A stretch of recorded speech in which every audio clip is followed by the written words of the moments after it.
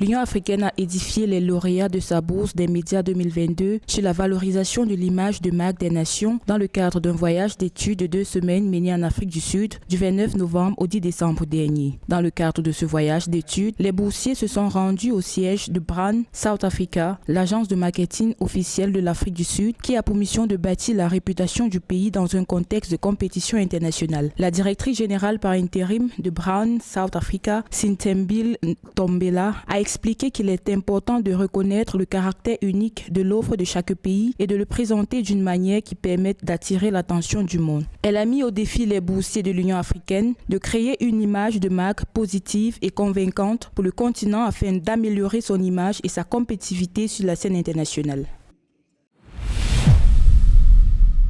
Le président en exercice de l'Union africaine, le chef d'État sénégalais Macky Sall et le président de la Commission de l'Union africaine Moussa Faki Mahamat ont tous les deux condamné publiquement le coup d'État signalé en Gambie le 21 décembre 2022. Pour le président Macky Sall, l'Union africaine rejette avec vigueur toute prise de pouvoir par les armes et reste solidaire du gouvernement gambien. Le président de la Commission de l'Union africaine a pour sa part rappelé le soutien à la position de la CEDEAO et différents textes de l'Union africaine qui rejettent fermement toute tentative de changement anticonstitutionnel de gouvernement en Gambie ou dans tout autre État membre.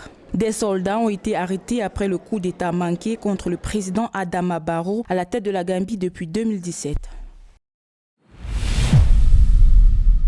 Le département du développement économique, du commerce, de l'industrie et des mines de la Commission de l'Union africaine a organisé à Nairobi au Kenya du 13 au 16 décembre 2022 la première conférence des exportateurs de l'Union africaine. L'événement a été organisé sur le thème de l'inclusion digitale avec la présence de participants des différentes communautés économiques régionales. La conférence a mis en exergue le potentiel de la zone de libre-échange continentale africaine ZLECAf qui devrait permettre de relever les échanges entre États au sein du continent. Le commerce intra-africain est actuellement évalué à 16% contre 66% pour l'Union européenne. Le rapport sur le développement économique en Afrique 2021 révèle que le commerce intra-africain a totalisé 70 milliards de dollars en 2021, représentant 14,4% de la valeur totale des exportations africaines sur la période. D'après les données présentées à cette conférence, en dehors de l'Océanie, l'Afrique est le continent présentant la plus faible part des exportations intra-régionales par rapport aux exportations globales.